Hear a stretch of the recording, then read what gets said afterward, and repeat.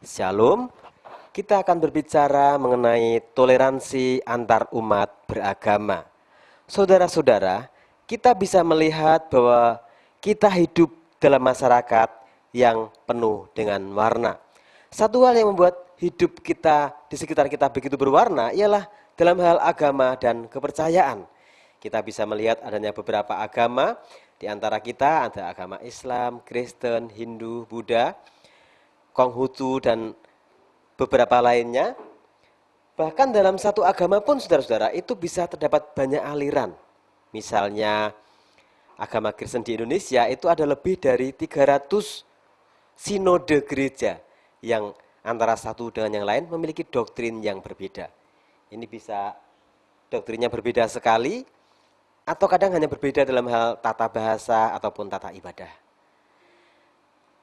Yang menjadi pertanyaan ialah bagaimana seharusnya sikap kita sebagai orang Kristen terhadap penganut agama yang lain?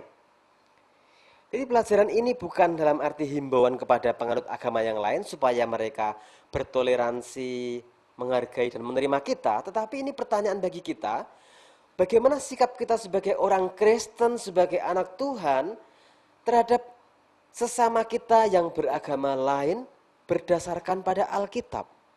Saudara-saudara yang terkasih, undang-undang yang tertinggi yang mengatur hubungan kita dengan sesama itu tertulis dalam Matius pasal 22 ayat 39. Tuhan Yesus berfirman, dan hukum yang kedua yang sama dengan itu ialah kasihilah sesama manusia seperti dirimu sendiri. Kita biasanya sudah mengerjakan firman ini dengan baik. Kita mengasihi sesama kita seperti kita mengasihi diri sendiri. Ini baik sekali.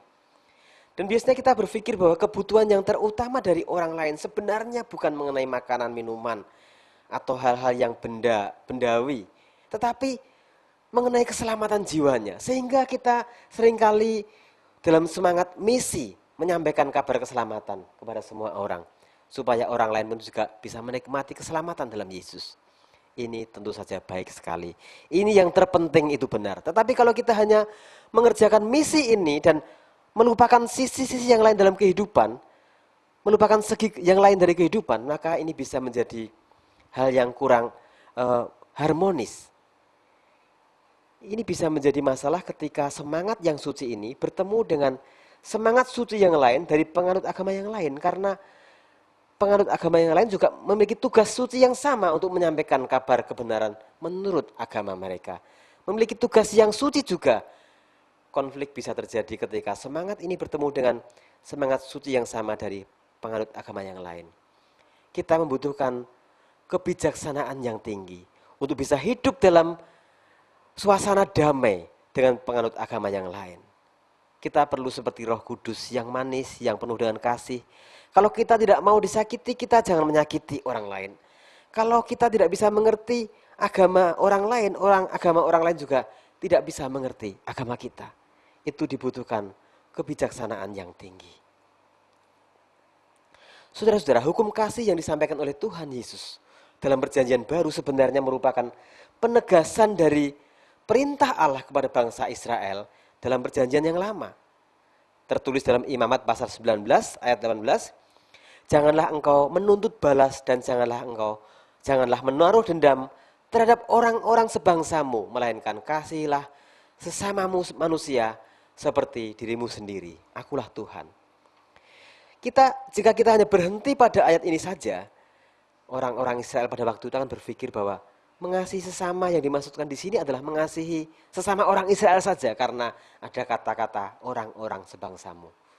Juga bagi orang Kristen di perjanjian baru ini, kita sekarang ini bisa berpikir bahwa mengasihi sesama manusia seperti diri kita sendiri ini adalah hanya untuk orang Kristen, sesama orang Kristen, karena ada perintah di sini jelas terhadap orang-orang sebangsamu.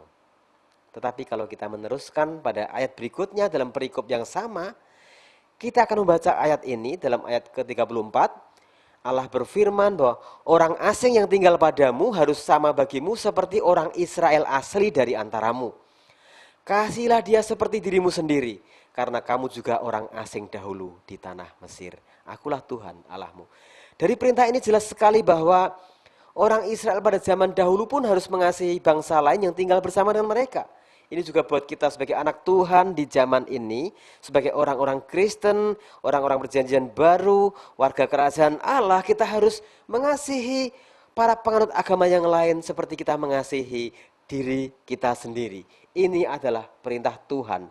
Dan ini dipertegas dengan ajaran-ajaran Tuhan Yesus yang lain, misalnya tentang orang Samaria yang baik hati, di mana ada orang yang dia mengalami malapetaka, dirampok di jalan kemudian pingsan, yang menolong justru bukan orang imam yang secara rohani dianggap tinggi, dekat dengan Tuhan. Bukan orang Lewi yang dipilih secara khusus untuk menjadi imam. Tetapi yang menolong justru orang Samaria yang dianggap tidak mengenal Allah. Ini merupakan tempelak yang luar biasa pada zaman dahulu terhadap orang Israel yang bangga sebagai umat Allah tetapi ternyata kurang memiliki kasih bagi sesama. Ini juga bisa kepada kita semua, anak-anak Tuhan. Kita semua saat ini sebagai orang Kristen.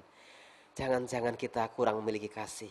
Jangan-jangan kita ini tidak lebih mengasihi dari orang lain. Kita harus mengasihi sesama kita seperti mengasihi diri kita sendiri.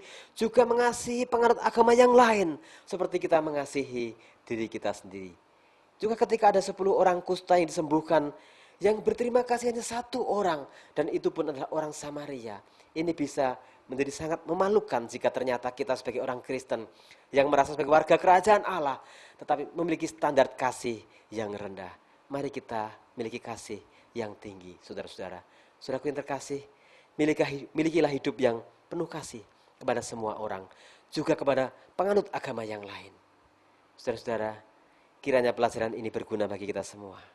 Salam kasih dari kami, saya Immanuel Setiawan bersama dengan Yunias istri saya dan Ara anak kami. Tuhan Yesus memberkati kita semua. Amin.